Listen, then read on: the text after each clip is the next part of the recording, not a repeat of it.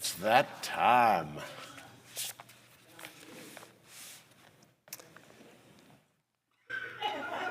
Chag Sameach, everyone. We're going to begin as we rise for the Baruch Hu on page 39. Baruch Hu et Adonai HaMevorach. Baruch Adonai HaMevorach le'olam va'ed. Baruch Adonai HaMevorach le'olam va'ed. Please be seated.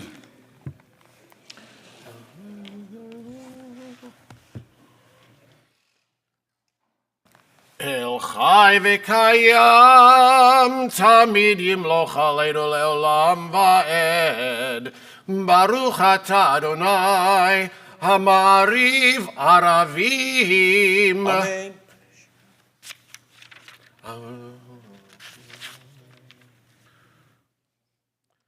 Ve'ahavatecha al tasir mimenu le'olamim. Baruch atah Adonai ohev amo Yisrael. Amen. Shema Yisrael Adonai Eloheinu Adonai Echad.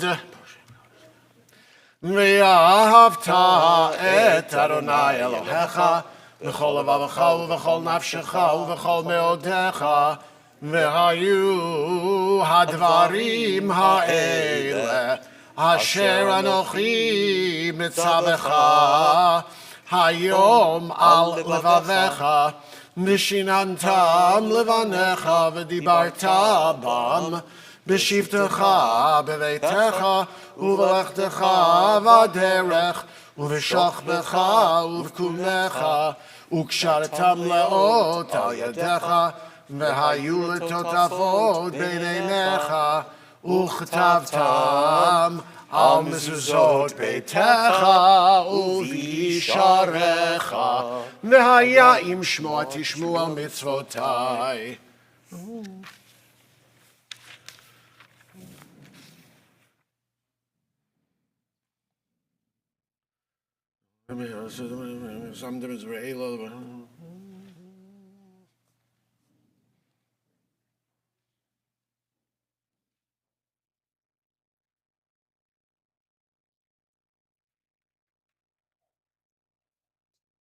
Adonai Elohechem emet. Ve'emunah.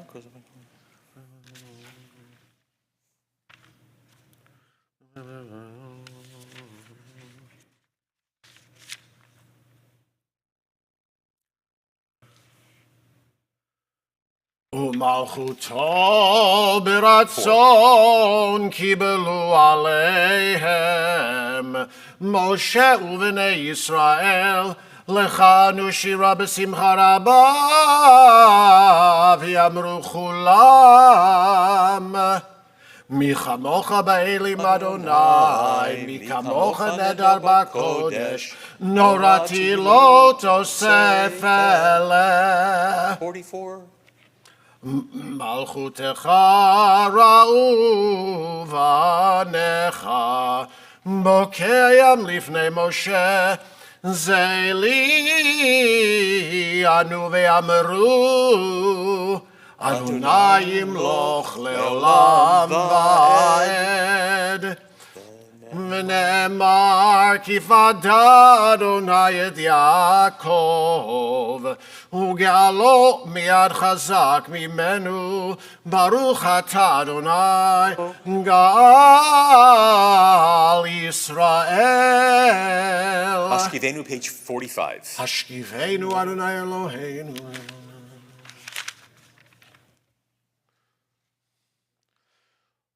ושמור צאתנו ובואנו לחיים ולשלום, לחיים ולשלום מעתה ועד עולם, לחיים ולשלום, לחיים ולשלום מעתה ועד עולם. ופרוס עלינו סוכת שלומך, ופרוס עלינו סוכת שלומך. ברוך אתה אדוני הפורס סוכת שלום, שלום עלינו ועל כל עמו ישראל ועל ירושלים. Rise for Vaydaber, page 46. וידבר משה מועדי אדוני אל בני ישראל. יתגדל ויתקדש שמי רבה. Amen. בעלמא דברה קירותך וימליך מלכותך בחייכון וביומכון ובחיי דכל בית ישראל בעגלה ובזמן קריב אמרו אמן. יהי שמי רבה מברך לעלם ולעולמי עלמיה. יתברך וישתבח ויתפאר ויתרומם ויתנשא ויתהדר ויתעלה ויתהלל שמי דקודשה בריחו לעילה מן כל ברכתה ושירתה תושבחתה ונחמתה דאמירן בעלמא ואמרו amen. We continue silently with the Amidah for festivals beginning on page 306.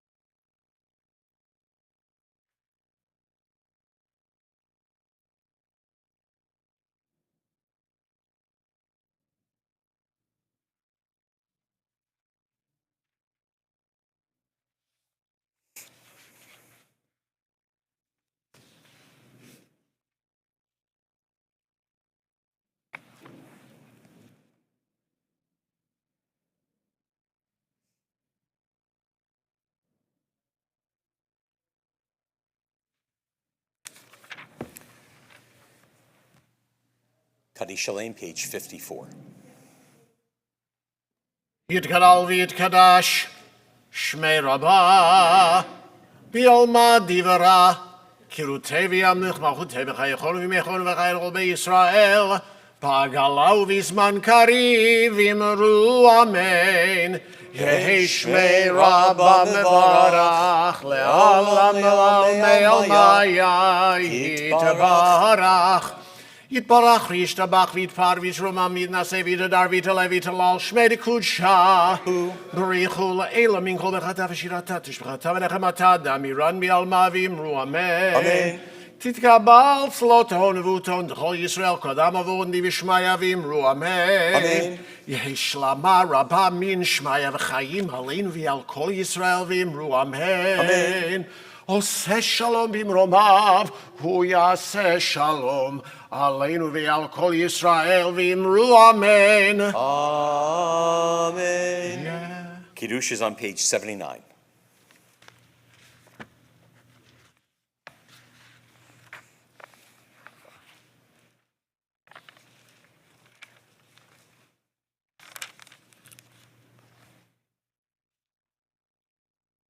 Baruch atah Adonai Eloheinu melech haolam borei peri hagafen. Amen. Baruch atah Adonai Eloheinu melech haolam asher bachar banu mikol am v'romemanu mikol lashon v'kiddushanu b'mitzvotav v'titen lanu Adonai Eloheinu b'ahava Moadim l'simcha, chagim uzmanim l'sason, et yom chag ha-shavuot hazeh, zman matan toratenu, mikra kodesh zecher l'tziat Mitzrayim, kivanu v'acharta v'yotanu kidashta mikol ha'amim, umoadei kodshecha b'simcha u'v'sason hinchaltanu,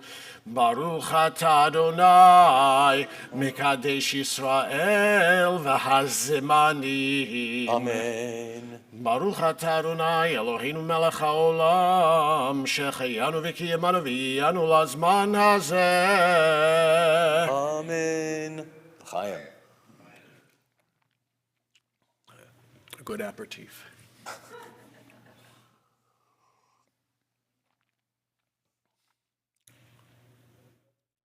Are you done? You want to? Oh, I'm done. Okay. Aleinu, page 56. Aleinu l'shabeach l'adon hakol, latei gdula liyotzeh bereshit, shelo asanu kigoyei ha'aratzot, velo samanu kimishpachot ha'adama, shelo sam chalkeinu kahem, v'goraleinu kechol hamonam, v'anachnu koreim, umishtachavim umodin, לפני מלך מלכי המלכים הקדוש ברוך הוא שהוא נותן שמיים ויוצר את הארץ ומושבי קרוב בשמיים. כן נקווה לך, אדוני אלוהינו לעולם. לתקן עולם מלכות שדי וכל בני בשר יקבלו שמך להפנות אליך קודשי ארץ יכירו וידעו. ככתוב בתורתך, אדוני ימלוך לעולם ועד, ונאמר, והיה אדוני למלך על כל הארץ, ביום ההוא, יהיה אדוני אחד, ושמו אחד. Warner's Kaddish, page 58. Yitkadal v'yitkadash Shmei Rabbah. V'alma divra kiruteh v'yamlich malchuteh. B'chayechon u'v'yomechon. V'chayedecha Beit Yisrael. Ba'agala u'v'zman kariv v'imru amen. Amen. Yehi Shmei Rabbah mevarach le'olam u'maya. Yitbarach v'yishtabach v'yitpa'ar v'yitramam v'yitnaseh. V'yitadar v'yitaleh v'yitalal. Shmei dekudisha b'richu. Le'ela min kol birchata v'shirata. tushbachata v'nechemata, da'amiran bi'alma v'imru amen. Amen. Yehi shlama rabba min shemaya, v'chayim aleinu, v'al kol Yisrael v'imru amen. Oseh shalom b'mromav, hu ya'aseh shalom aleinu, v'al kol Yisrael v'imru amen. We conclude our service with Igdal on 62.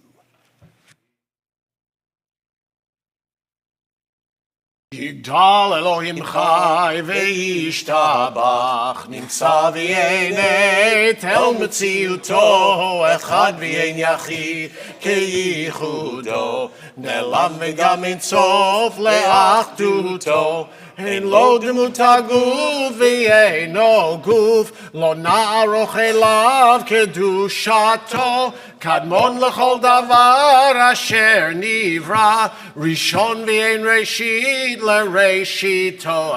אדון עולם וכל נוצר, יורה גדולתו ומלכותו, שפע נבואתו נתנו, אל אנשי זהולתו ותפארתו, לא קם בישראל כמו שעוד, נביא ומביט את אמונתו, תורת אמת נתן לעמו אל, על יד נביאו נאמן ביתו, לא יחל יפעל ולא ימיר דתו, לעולמים לזולתו, צופה ויודע סתרנו, מביט לסוף דבר בקדמתו, גומל לאיש חסד כמפעלו, נותן לרשע רע כרישתו, ישלח לקץ ימין בשיחנו, לפדות מחכה קץ ישועתו, מתים יחייל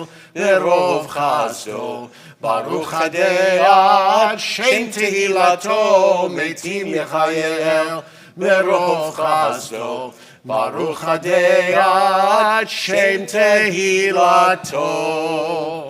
Chag Sameach, everyone. We're a bit early, and I'm reticent about starting now because there may be some folks who were not planning to be here for dinner, but are going to be here for the study session, and it's about 12 of. So why don't we just take a moment if you want to go refresh, and we'll see if people start trickling in, and if it looks like everyone's pretty much here, then we'll start.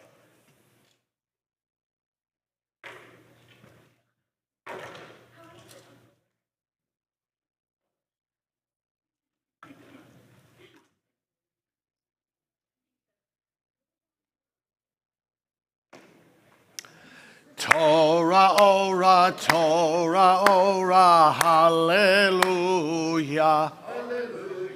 Torah, ora, Torah, ora, hallelujah.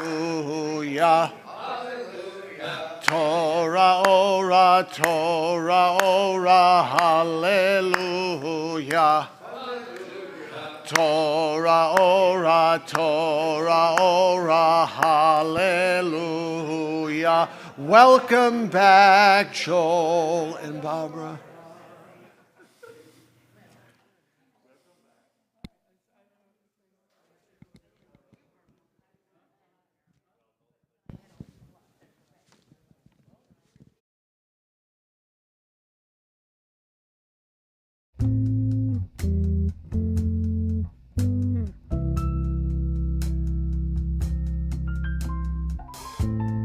Let us thank and praise you.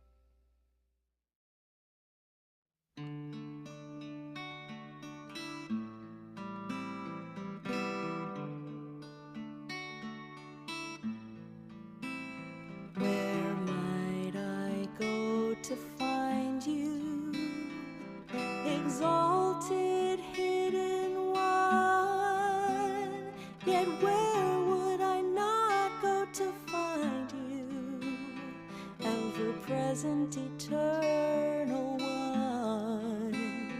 Where might I go to find you, exalted, hidden one? Yet where would I not go to find you, ever present, eternal one? Yah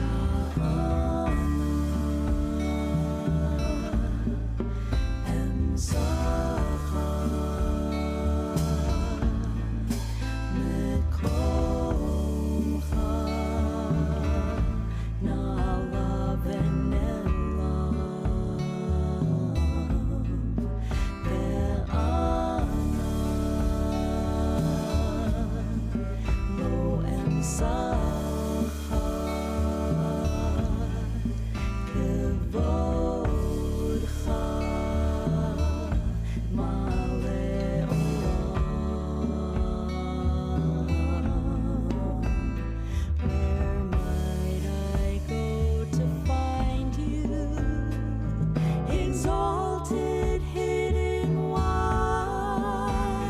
Yet where would I not go to find you, ever present, eternal one? Where might I go to find you, exalted, hidden one? Yet where would I not go to find you, ever present, eternal one?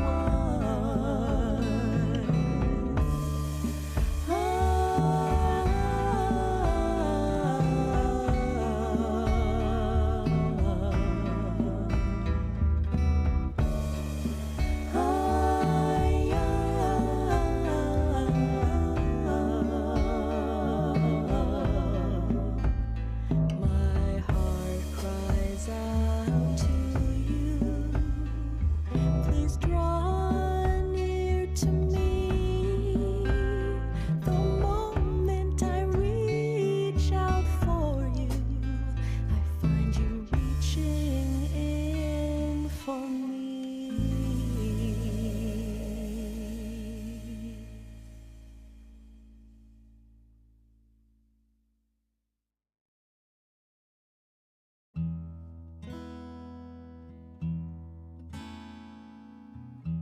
Achat sha'alti meit Adonai, Achat sha'alti ota vakesh, Achat sha'alti meit Adonai, Achat sha'alti ota vakesh. Shivti, shivti, beveit Adonai. Shivti, shivti, kol yemei chayai. Shivti, shivti. Obviously better to this than I, but a real passion that I've seen grow in him is the whole notion of how criminal justice should be applied, and whether it is done equally, equitably, and working with stakeholders, primarily in the African American Black community, to try to explore and advocate for a more equitable justice system specifically in our state. So I think we're really lucky to have him here tonight teaching on this topic and sharing a lot of the insights that he has through his work come to understand. And we both hope, and I'm going to stop talking in a second, but I think we both hope that you will find this to be not only a provocative Tikkun Leil, but also a very compelling one. Rabbi Rosenbaum. Thank you, Rabbi Herbert. Can you hear me through the mask? Okay, Yeah. good. The one thing I want to say is that for me, this is really a work in progress. And one of the things that I have thought about quite a lot over the past couple of years is I don't believe we as a public, we've really had a really robust, nuanced conversation about criminal justice in our society. People tend to take a position or the other, and I think there's a lot of ground in the middle. And one of my personal goals is to have that conversation with the public, and I personally want to have it through a faith perspective. And since I'm Jewish and a rabbi, the first place that I look is for Jewish sources. So tonight is not propaganda. Tonight is a genuinely open conversation. It's meant to be a genuinely open conversation. Our tradition offers us a lot of food for thought, guidelines, but not hard and fast rules. And it's really up to us in many ways to interpret and to apply what our tradition teaches us and to ask us, what does it mean for us specifically today? So hopefully you all have a text. And for those of you who are at home joining us, we will be very, very clear in citing these texts so that if you do happen to have Safaria open on your device, you will be able to access them, hopefully as readily as possible. And I don't know if you're prepared for this, but a Rabbi Emeritus is a real lover of Leonard Bernstein, and most especially of West Side Story. And I think really rightfully realize that there is a libretto from West Side Story that fits perfectly with the theme of the Tikkun Leil. So if you'll indulge the two of us, we're gonna sing very briefly the one stanza from a selection from West Side Story. Feel free to join in. And this is from the G. Officer Krupke moment in the play, the movie. We didn't rehearse this. We did not rehearse, no. Okay, ready? Yeah, ready. Eek, Officer Krupke, you've done it again. This This boy boy don't need need a a job, job, he needs a year in the pen. It ain't just a question of misunderstood. Deep down inside, he's no good.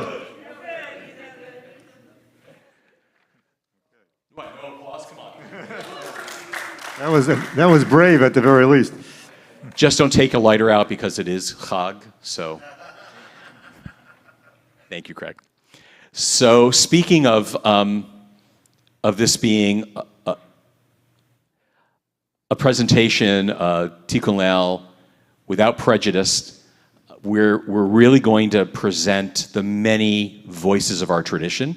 And Rabbi Rosenbaum, I think, insightfully pointed out that a great way to start this is by teaching this text from Mishnah Makot, which I had thought of, and actually begin there because we think it does sort of present both sides of this issue.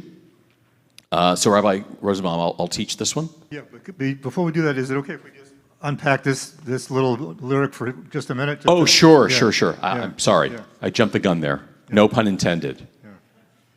So, I want to ask the question, if you didn't know who wrote this lyric, would you assume that it was written by a liberal or a conservative? Someone said? Conservative. Why? Say it again. The response was no tolerance. No tolerance? No tolerance or intolerance? No tolerance. Well, I'm talking about when it was written. We know that it was written in 1957 I don't want to, you probably know who wrote it, but I'm not going to prejudice even more.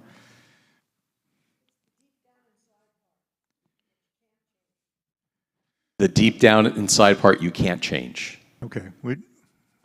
Okay. Let's just put it. I don't want to take sides about liberal conservative. I don't want to say that that's necessary. But you would say it's not a liberal position. Okay. It's ingrained in one's DNA.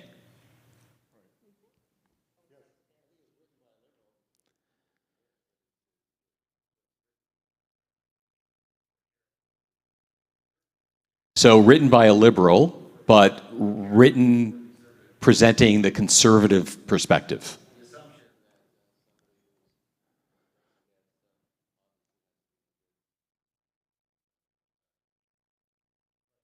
Rabbi, could you repeat what Carl said? Carl said it was written by a liberal presenting the position of a conservative.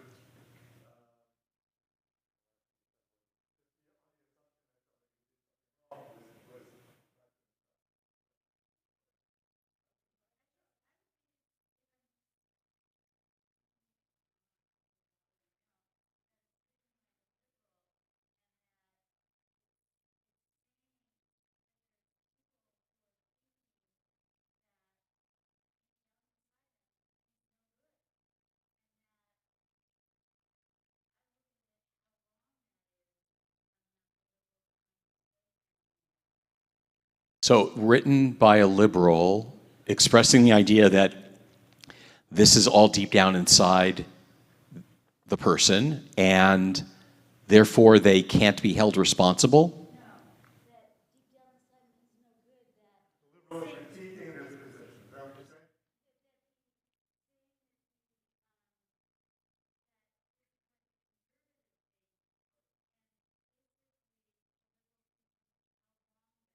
So this is a liberal presenting the conservative case for the innate genetic, if you will, predisposition to being rotten, and that's not really fair. It's wrong. Let me just point out, we should have given you maybe a little context. We kind of assumed everybody, since this is one of my favorite. No? No? How's this? No? It's not working. Sorry. Okay. It's on. Oh, that's much better. So, this song was sung by the gang, if you remember this. It was sung by the gang, and they are singing to a mock Officer Krupke, right? Officer Krupke is not really there. So the gang members are singing about themselves, and they go through a series of scenario where the way the song starts is Officer Krupke, the fake Officer Krupke, says, "Give me one good reason why I shouldn't haul you down to the jail right now." And then they start giving the reasons. And the reasons are, I remember one line, "Hey, I'm depraved on account of deprived," right? They go through all the reasons, but then they refute these reasons, right? So just that context. Yes, Barbara. Okay. Well, it struck me. I'm glad that many of you said that it was a conservative position, because what struck me was here's a liberal writer, Stephen Sondheim, who wrote this lyric. He was a very passionate liberal, and yet he's in a sense lampooning. He's critiquing a classic liberal stance about crime. Right, which is a stance that goes back. This was a debate that goes back to the 1950s at least, and it's amazing that we're still having this debate. But what I think is kind of really interesting is that there was a guy who was willing to see both sides of this debate, even though he was a liberal. Right? I'm looking at Sondheim as being kind of offering multiple perspectives.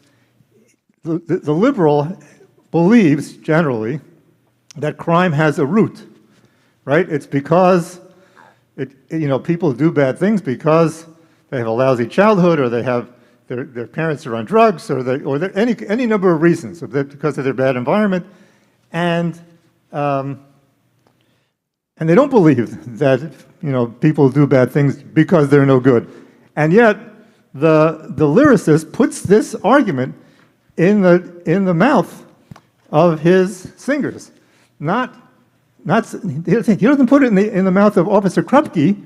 He puts it in the mouth of these kids. So I don't know.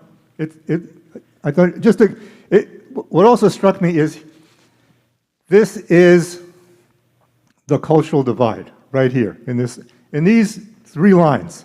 You have a beautiful synopsis of, people take up one side or the other, and I guess there's room in between, but that's really what we're talking about tonight. Where do we stand on this in this song? Where do we stand today?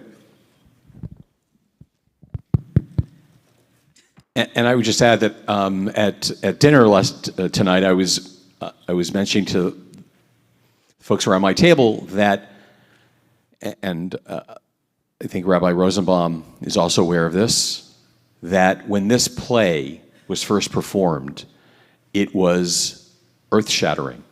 That the people who were there in the theater on Broadway, who had never been exposed to the culture and the theme of the play performance of the racial divide between primarily Puerto Ricans and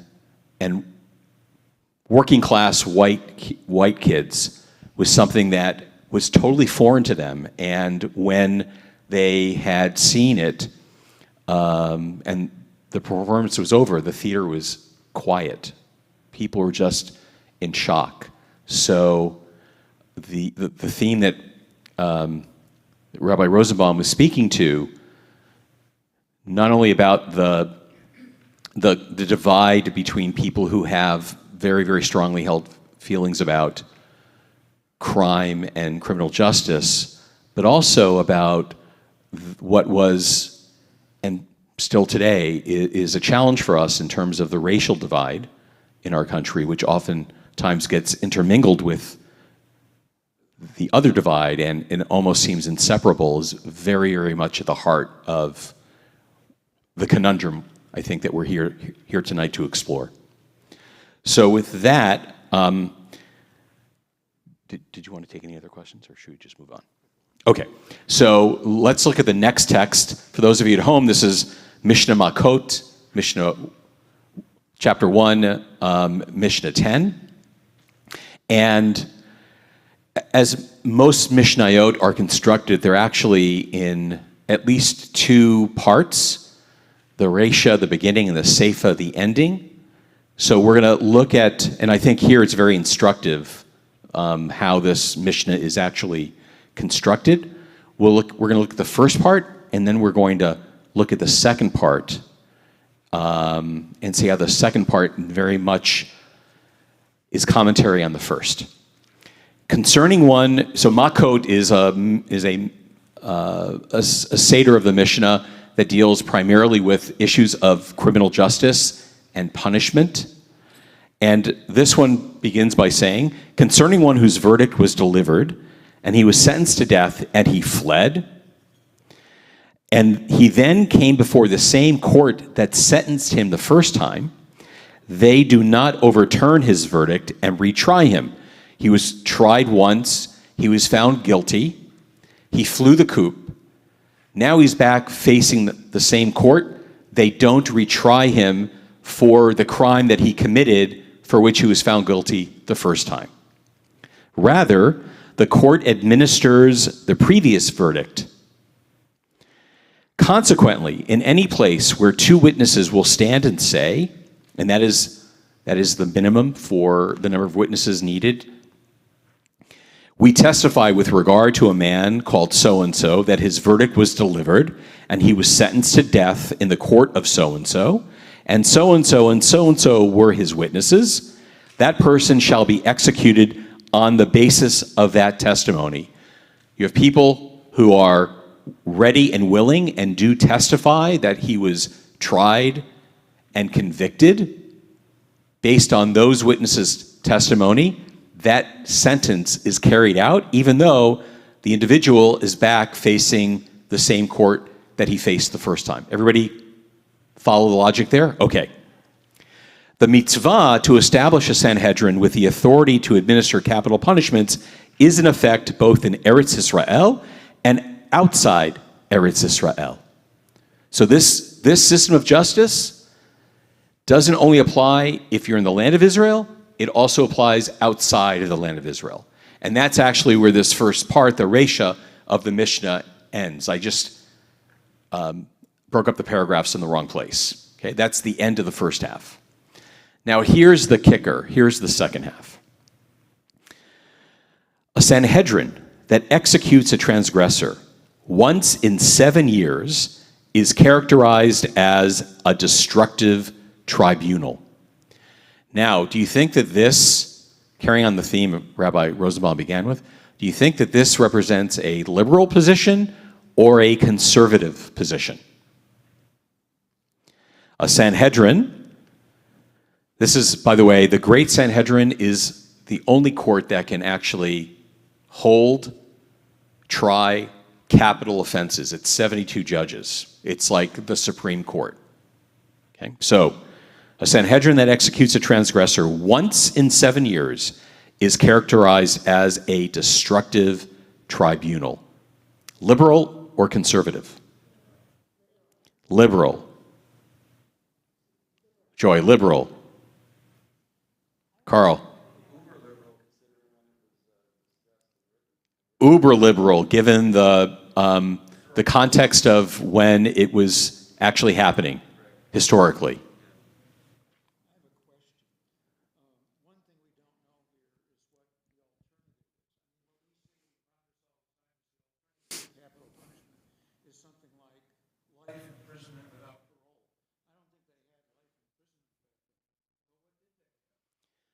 They had acquittal, but if you didn't get acquitted, you were executed. So if you committed murder and you were tried for murder, the only punishment was execution.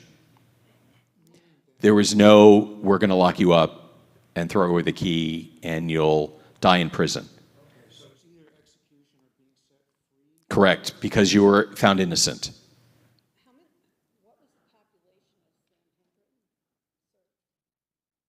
What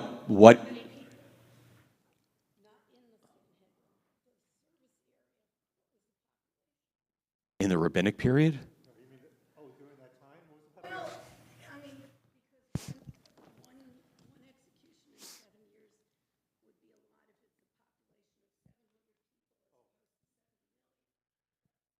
So the question is, vis-a-vis percentage of population and how that would perhaps skew or compare to what we would be thinking of in terms of what, in a modern period, what the population would be. I don't know. Yeah, that's for sure. Yeah. Someone said, somebody who gets executed at Herzl-Ner to be once in 7 years, I would say, no, that makes sense. I think there was...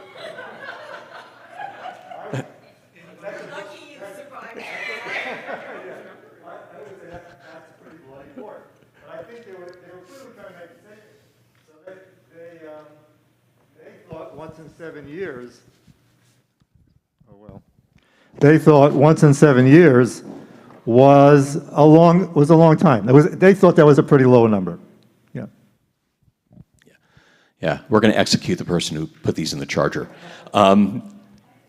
Yes, Barbara.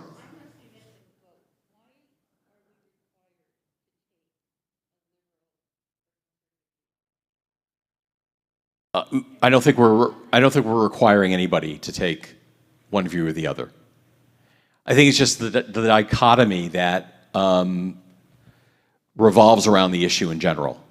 There are two predominant positions, one lenient and one that is strict.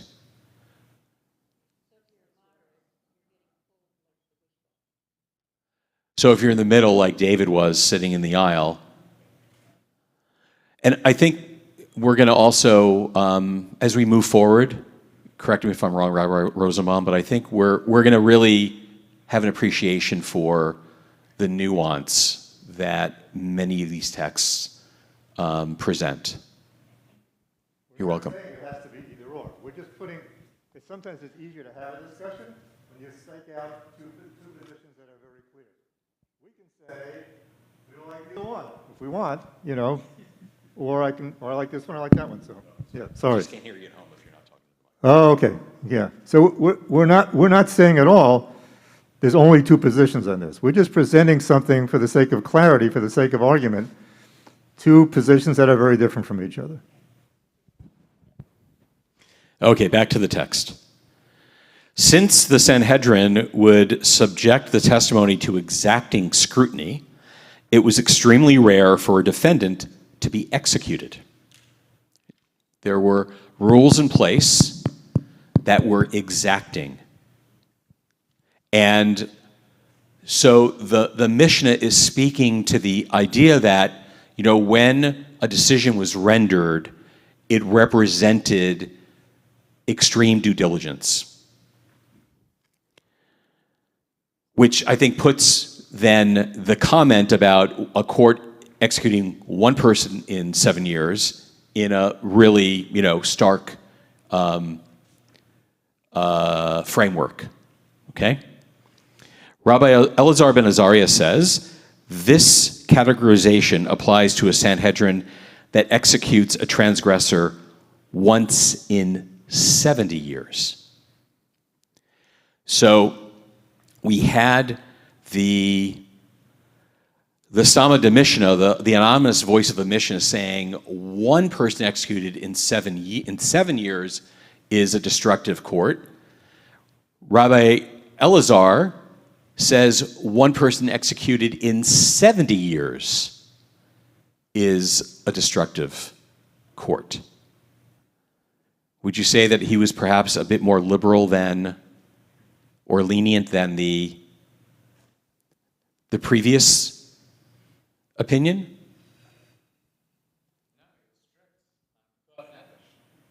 Well, strict in the opposite sense, right? Counterintuitively, very strict about not wanting to execute anybody, right? But even more lenient than the first position, because there's a big difference between 1 in 7 and 1 in 70. Did you want to add anything? Okay.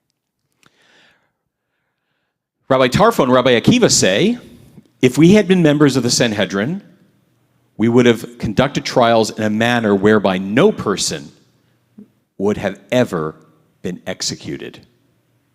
So for Rabbi Tarfon and Rabbi Akiva, 1 in 70 is too much.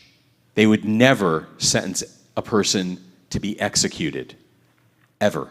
When they say in person, does it mean just Jews, or does it talk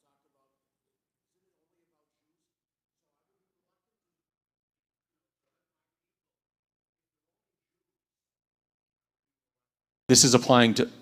Yeah, it's applying to Jews, but a question we're going to ask is, are we saying that it's not possible that in this entire city that a Jew never ever murdered a Jew, that it never happened?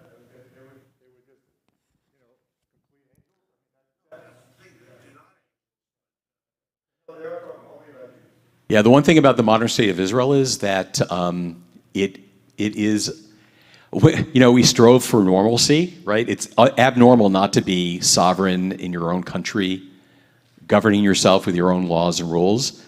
And we know very well that there are Jews who behave badly, right?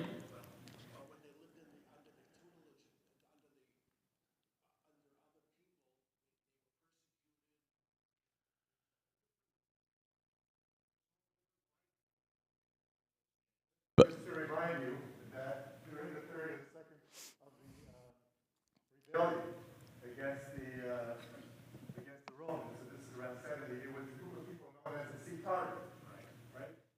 They went around with daggers, and they assassinated Jews who did not want to fight against Rome, or they felt were disloyal to the Jewish people. These were Jews. So we can imagine they were probably not the only Jews in this period that committed some kind of a crime. Right. And they even tried to assassinate Herod.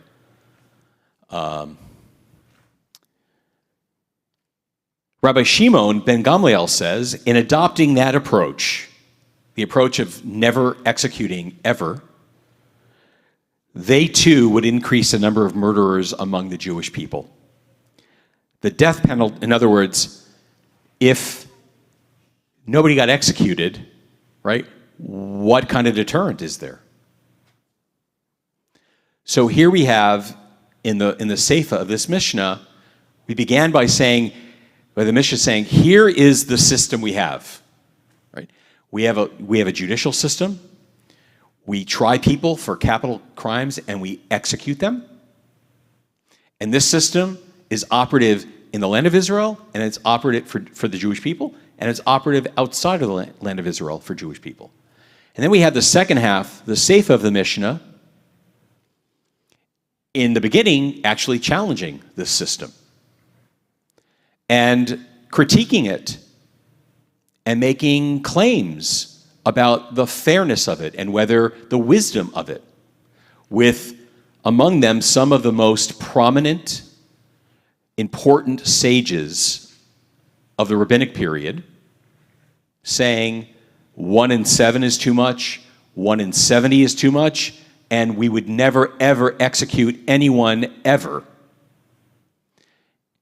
And yet we have on the other side, I guess what we would identify as the conservative position, says, you know, the folks who say I'd never execute anybody, they are creating a situation in society that enables blood to actually flow. You're worried about blood flowing, people who are executed when they're found guilty of a capital offense.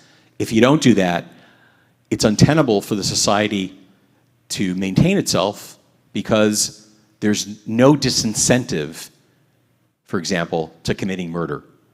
Because people know they're going to get away with it. They're not going to get executed. Maybe they'll go into exile, Paul. Okay. And so we have here a dichotomy between these two positions. We have the liberal position of people who say we have to be very careful, and rabbis like Rabbi Akiva were worried about innocent people being executed. And on the other hand, we have Rabban Gamliel, who says, if you do that, if you take that position, then you are setting society up for failure, and you're making things dangerous because people are going to be violent knowing that the consequences will not be harsh, and it's going to make things bad for everybody else. So I want to hear what you have to say, Joy, but then I want to ask a question, so go ahead.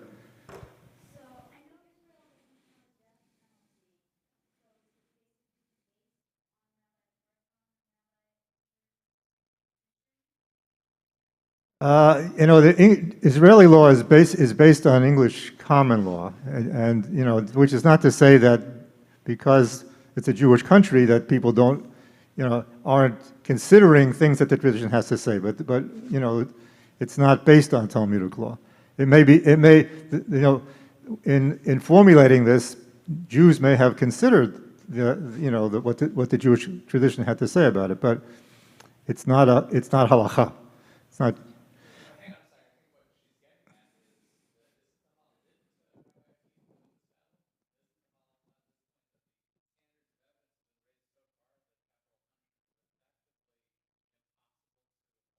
What I'm saying is Israel. I'm not talking about Israel. Yeah. I'm talking about halakha. I think that's what Joy's trying to get. Didn't Rabbi Akiva ultimately end up winning this battle? That capital punishment is on the books, but impossible to apply at this point. Well, not if you apply the Rabban Gamliel. That's the question. The question is who won. How do we actually? I personally don't think either one of them won. I think this is on the books. By the way, this may be a more theoretical discussion than an actual discussion. I don't know that. I don't think that they had the power to enact this in the time that they had the discussion. But I don't think either side actually won. Yeah. Although they did put in place so many procedures that basically made the carrying out a capital execution near to remote.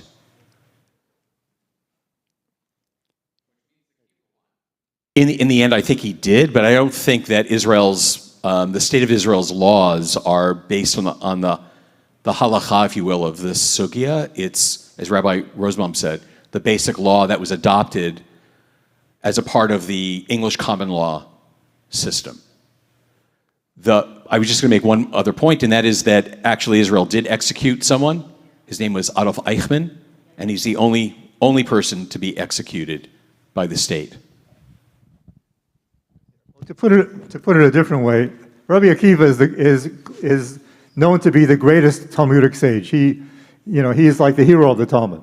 So the fact when he says something, I think he represents ultimately where mainstream Talmudic thinking is on this. So in a sense, you could say he won, but Rabbi Gamliel's position is I think very challenging, and at least it should give. By the way, whenever the first 10 times I learned this passage, I didn't know about Rabbi Gamliel. It was quoted without that, because it was quoted invariably by people who wanted to show that it was an argument against capital punishment, really. But so they didn't want to quote Rabbi Gamliel. But I think it's important to see that the tradition had a nuanced view here. What I want to that Rabbi Gamliel is a minority position, right? Rabbi Gamliel gives a reason. Rabbi Akiva and Rabbi Tarfon, they don't give a reason. So, what do you think the reason? What do you think their reason might have been?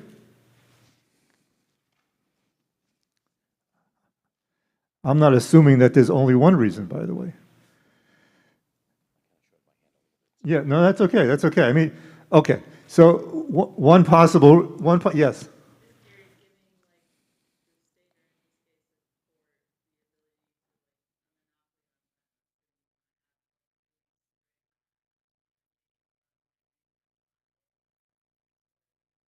You want to have strict limitations on when the state can apply violence.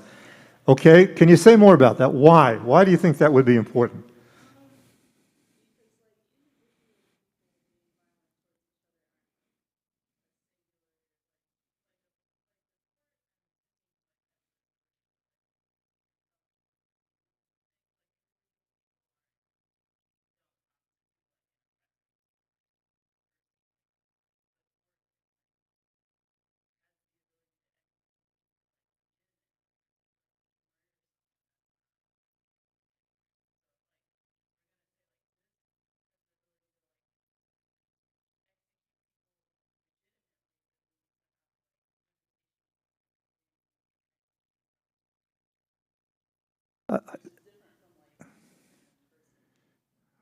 So you're saying that because the court represents this. Yeah, so that's a really good point. So because the state is so potentially powerful, it could be very dangerous to have the state be in a position to execute people without strict limitations. So I want to. Yeah. Also, in terms of terminology, I think there is a. I understand the point you're making,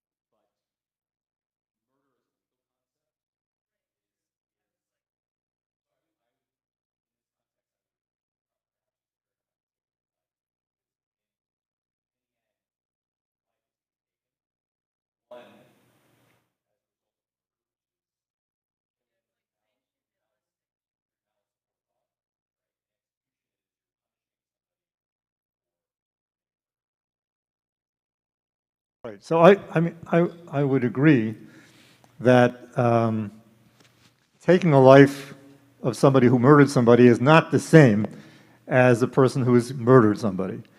But I think your point is actually very compelling. And something that I've thought about over the years is I always worry that once the state has the power to execute anybody, there's always a danger that power will be overused. And it's more than by accident getting the wrong person, right? It starts with being careless about the rules of evidence, because you gotta satisfy the public's need to catch somebody. And so, you could see the power of execution being abused by a government that is too eager to crack down on crime in a particular way, and therefore plays fast and loose with evidence. We have this even today. We see it on the TV shows all the time. The policeman who extracts a false confession, right? Yes.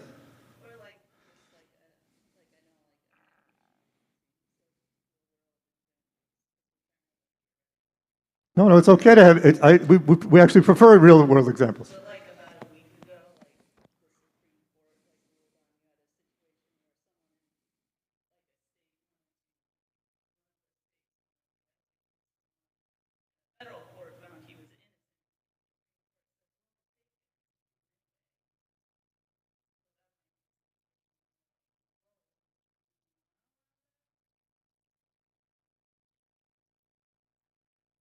Okay. Was there a federal crime that was committed? Oh, I remember this.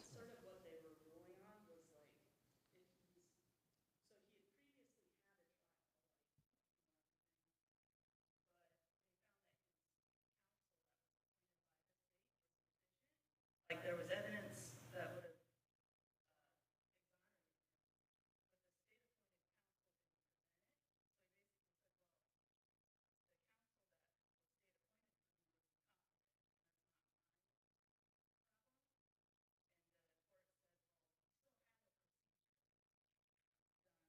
federal court can't step in. Okay, so I want to say it a little differently. So I had a teacher in graduate school who told us that teachers in a classroom typically make the following error.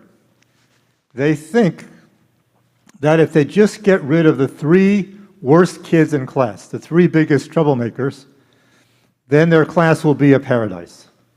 And what they find is they get rid of those 3 troublemakers, and 3 more take their place. And so there is a philosophy, a psychology that says, this is going back to the Krupke song, if we just get rid of the worst offenders, the bad guys, then everything will be fine. But there's another philosophy that says that doesn't work that way necessarily, right? Because the world isn't divided into good guys and bad guys. Most people have good and bad within them.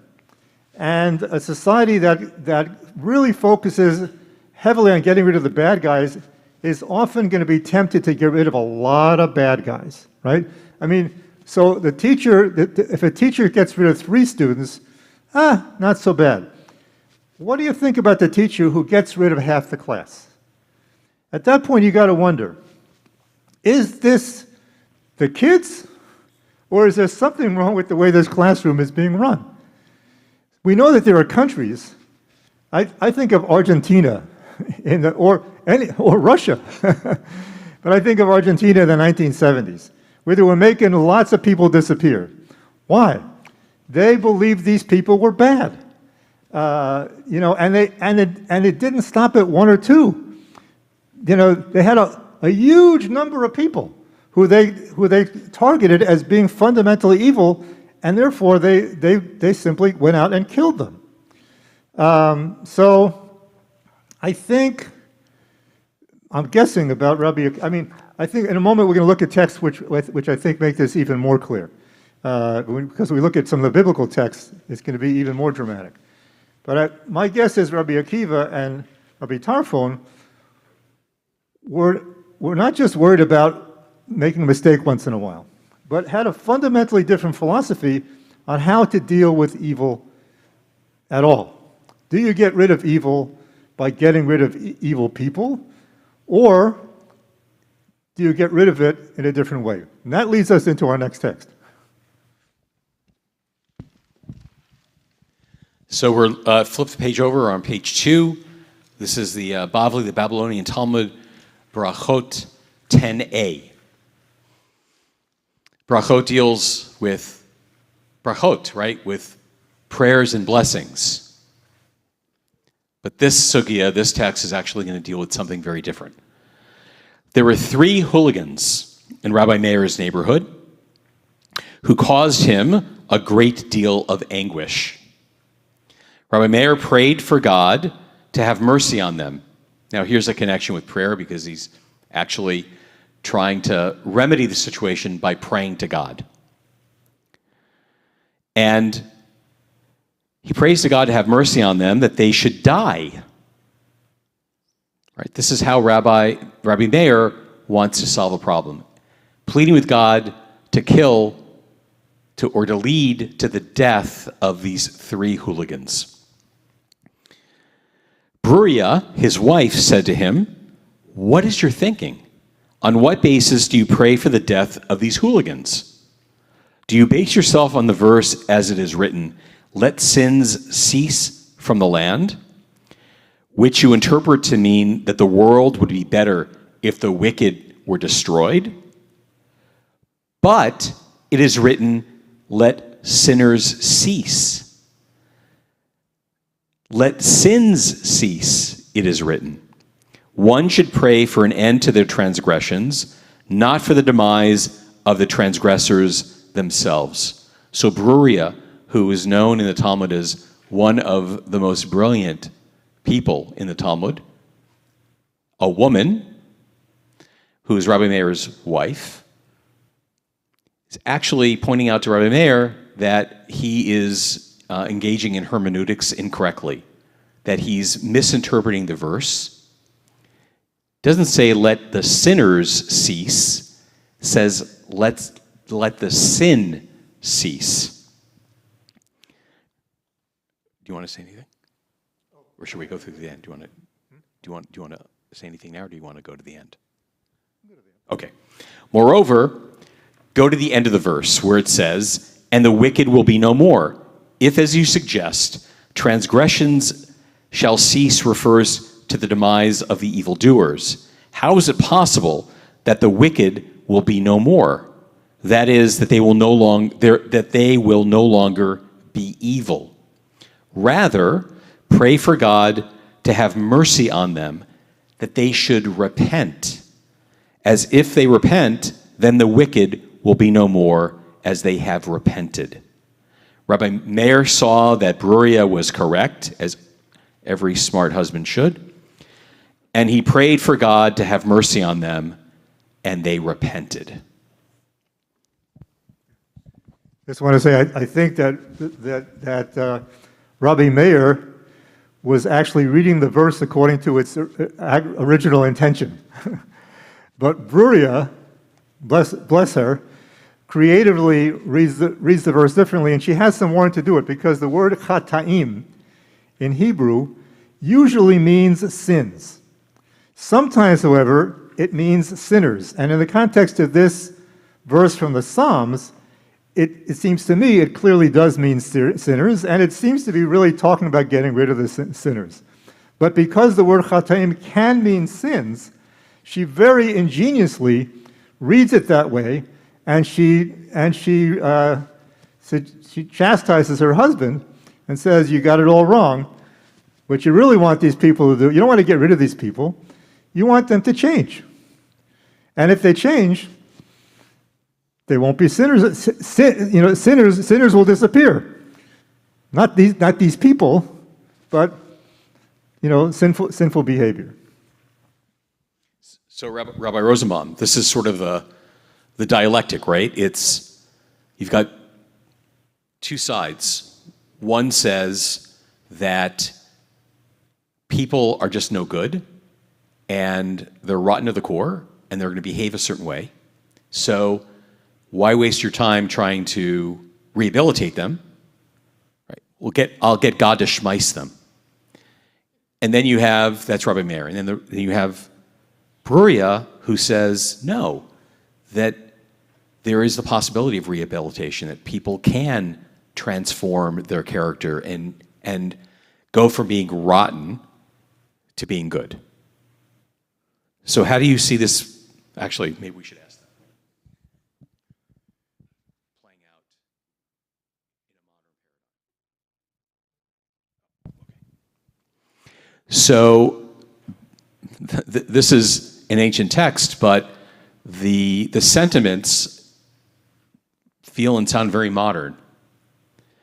And do you think that do they resonate with you? And do you think they have application in our world today, in our society today?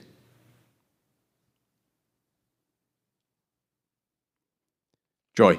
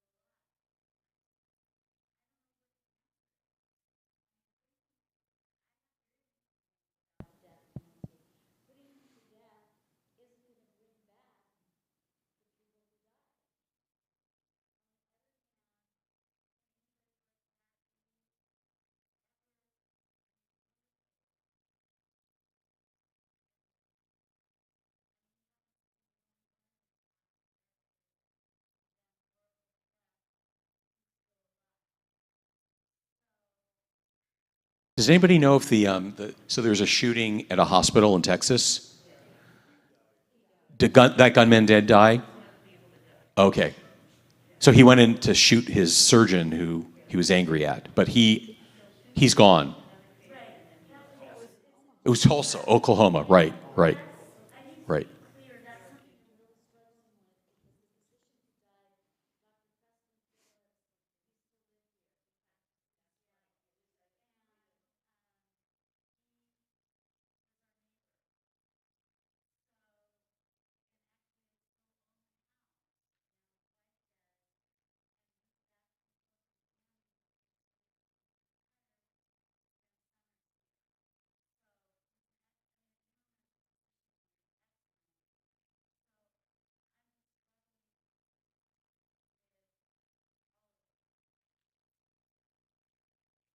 Well, thank you for sharing that. Carl?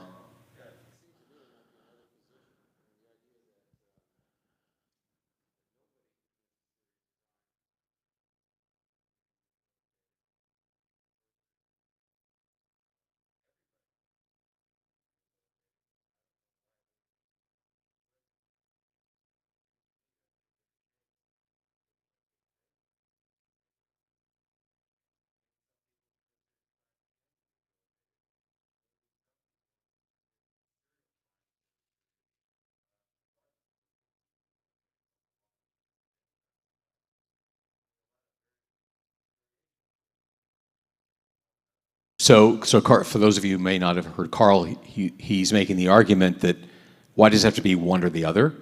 There's a lot in between, and that each case should be looked at individually, and there are all sorts of factors involved, and intent being one of them.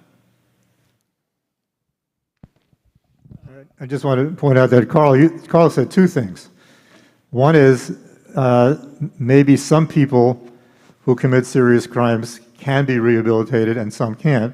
But you also said that maybe in some cases it doesn't matter whether they can be rehabilitated or not. If their crime is of a certain level, even if they are rehabilitated, they should not be set free. Is that right? Yeah. By the way, I'll tell you a story I shared with Rabbi Herber. I spoke to a judge recently, not from this community, from Washington, D.C., who has been involved in a lot of murder trials. And he told me of a particular case where I forget the exact nature of the murder. But it was first-degree murder, and this person was up for parole after 25 years, and he clearly had rehabilitated. He did everything that he was supposed to do. And he was a model prisoner, and he was a teacher and a mentor, and he had become a different person, a fine human being. And yet, this judge, who was, I would say, on the liberal side, did not feel comfortable letting him out.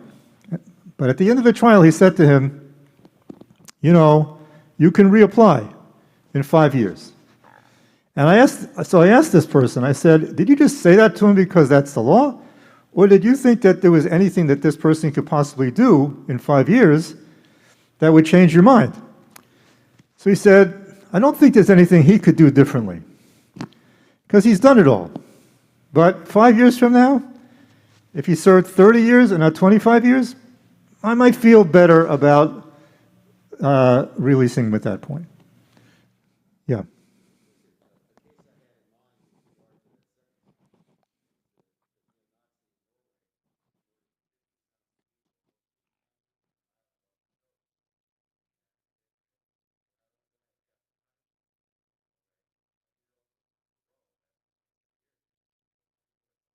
Yeah.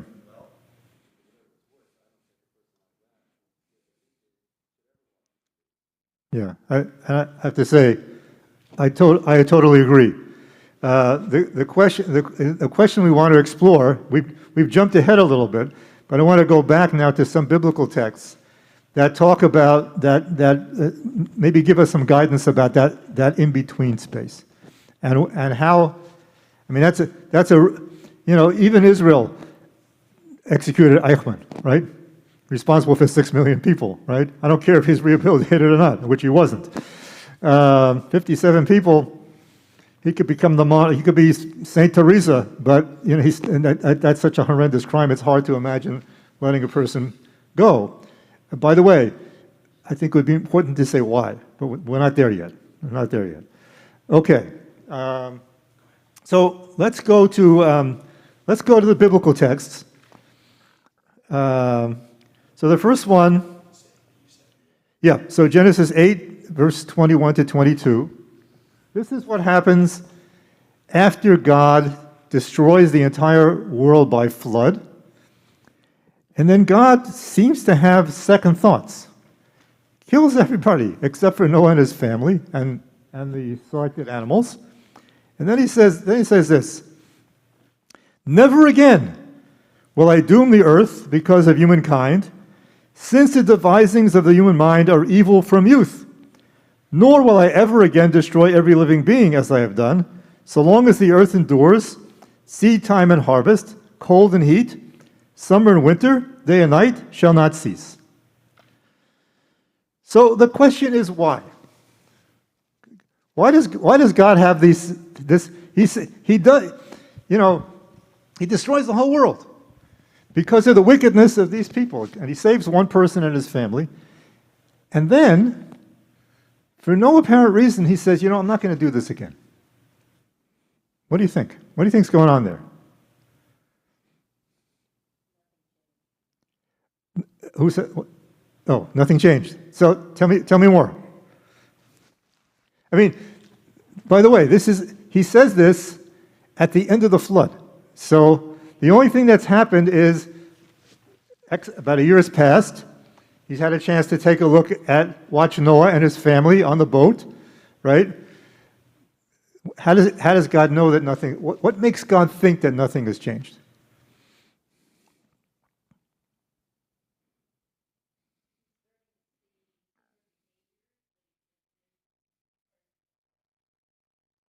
Okay. Yeah, Carl? No. Okay. Yeah, I think God saw something on the boat that made him think, "Oh, wait a minute. These people are not as different from all these other people as I thought." Who knows what it was? We certainly know that after they got off the boat, the sons of Noah did not behave so well. They did some pretty horrible things to their own father. So, if God was of the opinion, I just get rid of all the bad guys, and everything's going to be fine. What God sees on the boat changes his mind. In effect, God is saying, there's no such thing as a bad seed. They're all bad, or they're all at least have the potential for being bad and the potential for being good. So this approach of just getting rid of the bad guys doesn't seem to be working for me. That's text number 1. Any questions or comments about that? Yeah, Joel.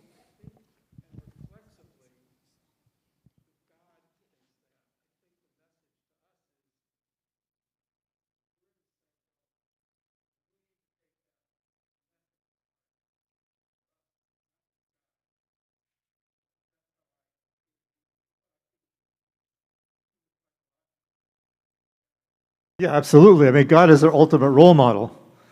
And so I think God's reflections here are definitely intended, we're the audience for God thinking out loud here. He's thinking out loud in front of us.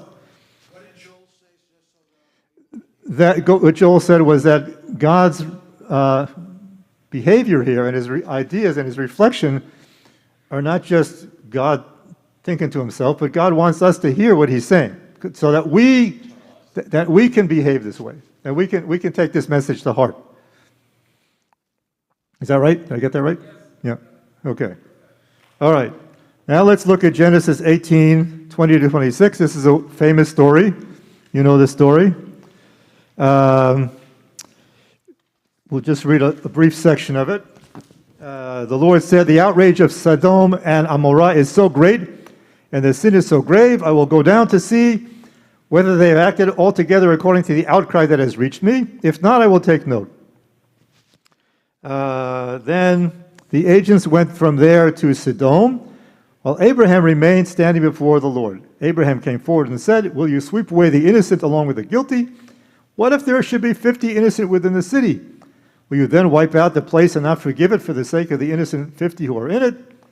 Far be it from you to do such a thing," etc., etc. And God says, "If I find that within the city of Sodom 50 innocent ones, I will forgive the whole place for their sake." So, what's behind Abraham's argument?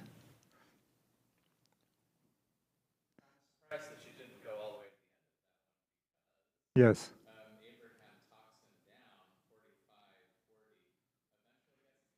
Right.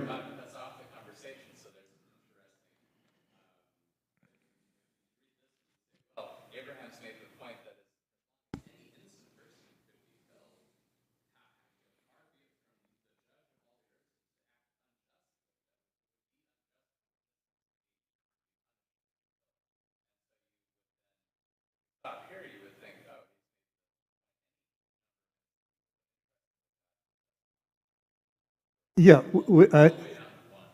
we were going to get there. It was a long piece of, it's a long passage, but we were going to get there. And yes, on the contrary, I think the very fact that there's such a careful calibration, they go from 50 to 45, from 45 to 40, and each time Abraham seems to understand that he's pushing it. He's pushing it. He doesn't think it's unlimited, and in fact, it's not unlimited. So, but before we... Right, you know that you want to get to a number, but you want to be successful because you know there is a limit.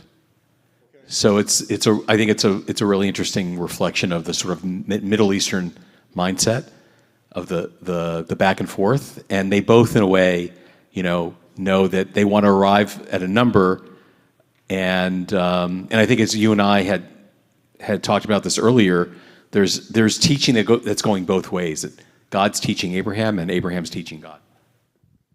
So before, I'm sorry, what is your name, sir? Kenneth, okay. Before we get to Kenneth's point, which is an important point, what do you think is Abraham's rationale for saving this city if there are 50, 40, 30, in the end, 10? It goes down to 10, yes. Okay. What's the potential rationale for saving the entire city of wicked people if there are 10 righteous people there? Why not just airlift to 10? That's not what he's saying. Okay. Say a little bit more, explain that a little bit more.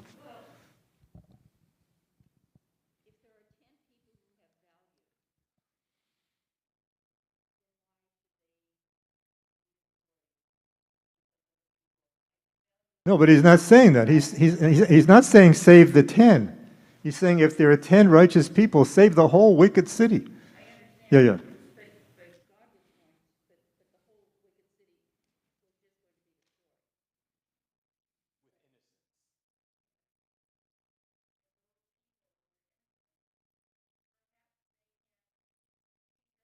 Ah, okay. I think that's the point. That's the point. If there are 10 righteous people, a minion, by the way, whenever you go to a minion, think of this. This is the power of a minion. A minion can change the world. A minion can turn a wicked city into a righteous city. That's why we daven in a minion. Because that's the power of 10. Never underestimate the power of a minion. It's a very, very important point. 10 people can teach the other people, can change the other people, even a small group, but not 9. Right? Not 1. There's a limit. You need a viable cohort. Yeah. Critical mass. So on the one hand, this text is clearly coming down in favor of the idea that people can change. And sometimes, surprisingly, even a wicked city can change if there's only 10 people. That's like not really intuitively obvious, right? The power of change within people is powerful. Even when you don't think it's possible. But not always. To go back to Carl's point, there are limits. In this case, it's the number 10. But I think this text is inviting us to think about where is change possible, and when do we reach the outer limits of change and say, no, it's just really not possible. Joel.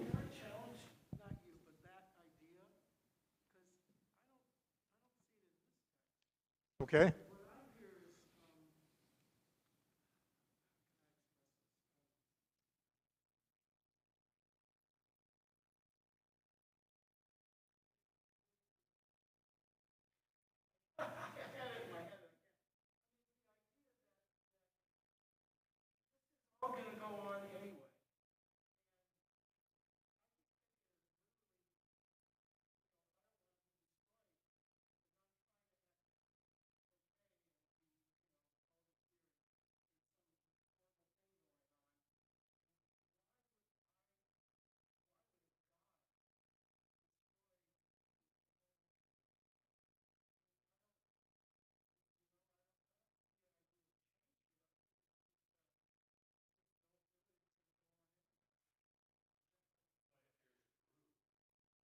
Actually had an impact.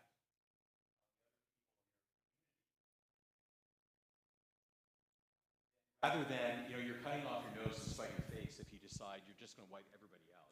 Yeah, that's another way to say it.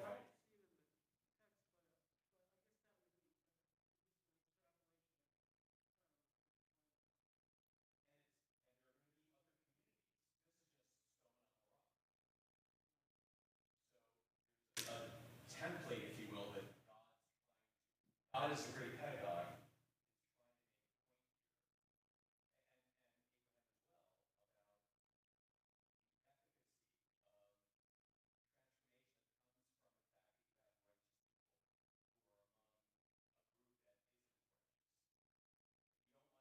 Would you rather have God wiping out city after city? Or would you rather try to teach people that there's actually a possibility for not just individual transformation, but transformation of a community? As Rabbi Rosenbaum has said, right, the power of 10, the power of a group of 10 people to actually change the outcome for more than just them, for the other people who are around them. By the way, we didn't include this text here, but this text sets up another really important text later in the Torah, actually two texts that are very close to each other. One is what happens after the sin of the golden calf, where God wants to destroy the entire Jewish people and start again with Moses, just like the Noah story. And later, when the Jewish people don't want to go into the promised land, and they cry and they moan and they say, we're all going to get killed, and God once again says, I'm going to kill them all, and I'll start again with you, Moses. And Moses says, I'm not going to be part of that scenario. So in both cases, God is persuaded by Moses, and I think God sets it up this way too. God is persuaded. This time, Moses wins the argument. Right? In Abraham tries valiantly, but doesn't quite get there. But I think that sets up the climactic arguments, which are later, where Moses actually convinces God not to destroy the Jewish people. And again, the only explanation I can think of is that Moses is saying they can change. And if you keep destroying people every time they're bad, you're never going to get that. That's just not the way to do it, God. And you're going to have a bad rep. People are going to say you're a lousy teacher, right? The teacher that throws all the kids out of class, right? Eventually people will say, maybe it's the teacher. And this is exactly what Moses says to God. He says, people will say, "Me built the Yecholet Adonai," because God couldn't hack it, right? He had this people, he invested in this people, he gave them the Torah, and he failed. That's it. They're going to say, you failed, God, which is a way of saying that a society that relies too heavily on getting rid of the bad guys is a society that's failed. That's failed to persuade its people to change its behavior. Now,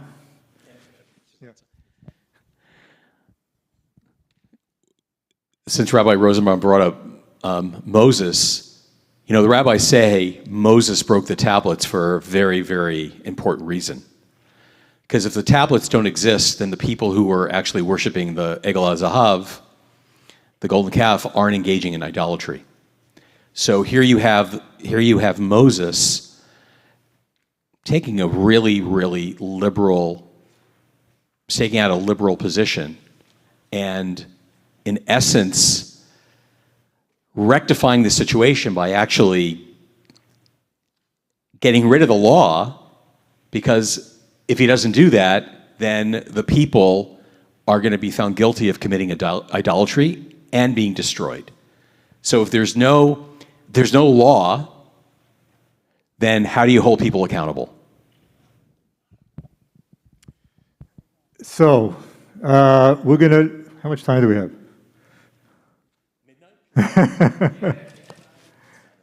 Anyway, we're supposed to go till when? Oh, okay. All right. We're gonna speed through the next couple of texts. I just wanted to comment on the next text very briefly. Genesis 4:6-8. This is Cain and Abel. If the theory of the Torah, so I'm going to put this out there. The theory of the Torah is people can change, and we want to be very careful about putting into practice a society that denies that. So if we do believe people can change, well, we therefore have to understand, why do people do bad things? Why do people act out? And the Torah actually gives a pretty consistent explanation for this. It's not necessarily comprehensive, but a pretty consistent explanation throughout the book of Genesis. Doesn't happen just once. It happens again and again. And in the restorative justice movement, I've learned, I'm not an expert, that one of the big causes of violence is shame. And this is what happens in the Cain and Abel story. People hurt each other when they themselves are hurt. When they're wounded, people often act out and they hurt other people. Cain is rejected by God. And when he's rejected by God, he strikes out against his brother and he kills his brother. And if you look at the rest of the book of Genesis, all the problems that we have between siblings all happen because of jealousy, what we might call low self-esteem. When somebody feels rejected, they strike out. And basically it happens to Sarah and Hagar, and it happens to Leah and Rachel, and it happens in the Joseph story. In the Joseph story, you have a particularly horrible crime, which if I were to read about this crime today without knowing there was a Bible story, I would say this crime could never be forgiven. This family could never, ever reconcile, right? Just think about this objectively. Brothers kidnap their younger brother. At first, they try to kill him. They almost kill him. At the last minute, they only decide to sell him into slavery, which also could have been a death sentence. If somebody were to tell me this story today and ask me, do you think this family could ever heal? I would say, are you out of your mind? And yet, this is a story that do you think these people can be rehabilitated? Right? These people who kidnapped their brother and tried to murder him, you think they could change? I would say no. I'd say this is too horrible. I would say this is where I have my limit. Maybe some people can be rehabilitated, not these people. Yet the Bible says they did. Interesting. Yeah. Okay. So the question is, I think the Bible gives us an opportunity here to take a look at this story and ask the question, what are the ingredients of teshuvah in this story? And because we're short of time, I'm just gonna lay out a couple of things that I think happened in this story that might be relevant to us today, and might be relevant to the case that Carl brought up earlier, to the case that my friend brought up, the judge who said 30 yes, 25 no. So first of all, of course we know the brothers showed remorse. Wonderful. But it was more than remorse. First of all, a lot of time passed. 22 years passed. So it's not like they kidnapped their brother. A year later, they thought it wasn't a good idea. They said they're sorry. Let bygones be bygones, right? 22 years passed. Secondly, there was penance. There was not just remorse, but the brothers really suffered. They suffered watching their father deteriorate. They suffered when they went down to Egypt and they felt their lives were in danger. And they themselves, that's the moment at which they said, aha, this is why this is happening to us. We're being punished by God for this terrible thing that we did to our brother. So there was real suffering there. I think that Judah's loss of his two sons, independent of all this, really got him thinking about life in a different way. You could say this was it's not explicitly said that God punished him, but suddenly Judah, after losing his two sons, is thinking about his own father differently. He's thinking about his father not as a wounded child who's being denied the love of his father. He's identifying with his father as a father. And at the point at which Benjamin is at risk, his life is at risk, Judah says, you know what? I can't bring my own children back, but I can prevent my father from losing a second child. He becomes a genuinely different person. He becomes a shomer achiv. He becomes a protector of his brother. 22 years later, after losing his two children. So this guy paid a really heavy price. He didn't just get 5 years in prison. He didn't even get 20 years in prison. He got worse than that in many ways. He never set foot in a prison. He lost two children. He saw his father decline. And this is what moved his soul to change as a human being. The big question that I have when it comes to the idea that people can change is, what does it take for somebody to change when they've done something particularly horrible? Like kidnapping your brother, like killing somebody. Is it possible? It may be possible. But a lot would have to happen in a case like that for me to be convinced that a person really has changed. A 30-year prison sentence, that's pretty serious. And I think one of the important messages of the Joseph story is that aside from deterrence, one of the purposes of punishment is to establish some kind of send a message about the magnitude of the crime that's been committed. You know, that's why when somebody kills 57 people, right, it doesn't seem to be anything that would have parity with the level of that crime. And that's where I think the question is open. And I want to leave you with no answers, but at least some guidelines for thinking about it, and suggesting that the Bible, again, doesn't give us a cut and dried answer, but it suggests at least a framework for us to think about what does it mean for a person to change? How does change happen? And particularly when the magnitude of an act, of a hurt, has been particularly profound, what is the steps that have to be gone through for change? And is there a limit? Is there a limit to change with particularly horrible crimes? Yeah.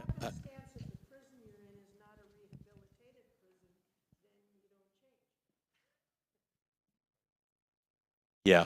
My father was actually retired as a captain in the New York State Department of Corrections and worked in many different types of facilities, from work camps to Sing Sing.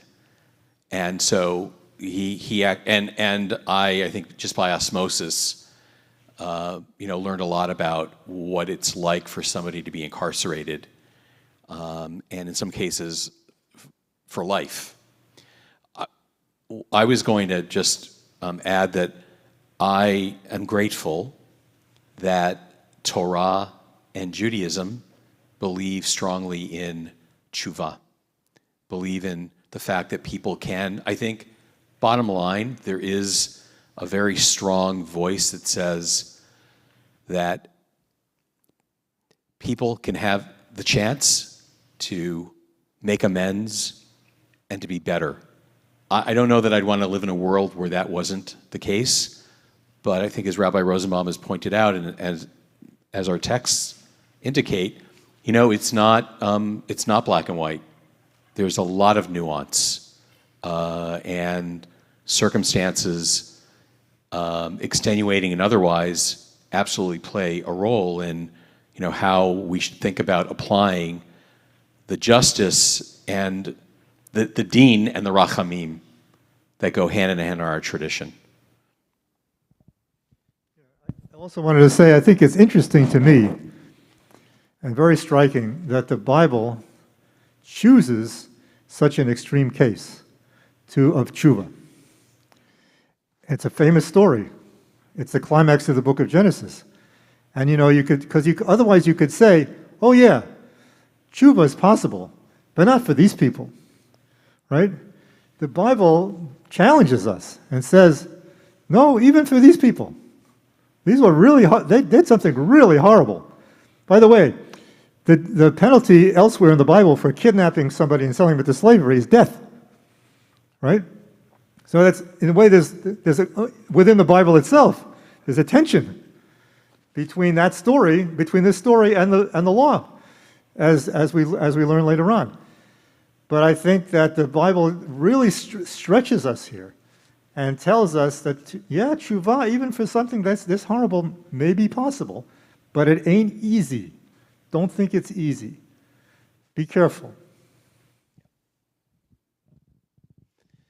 Well, thank you for joining us. We hope we gave you plenty of food for thought. Better than cheesecake, hopefully. Thank you for being patient and staying with us longer. Hopefully we'll see many of you back tomorrow morning for the first day of Shavuot. Services will be at 10 a.m. Chag Sameach. And Yasher Koach to Rabbi Rosenbaum.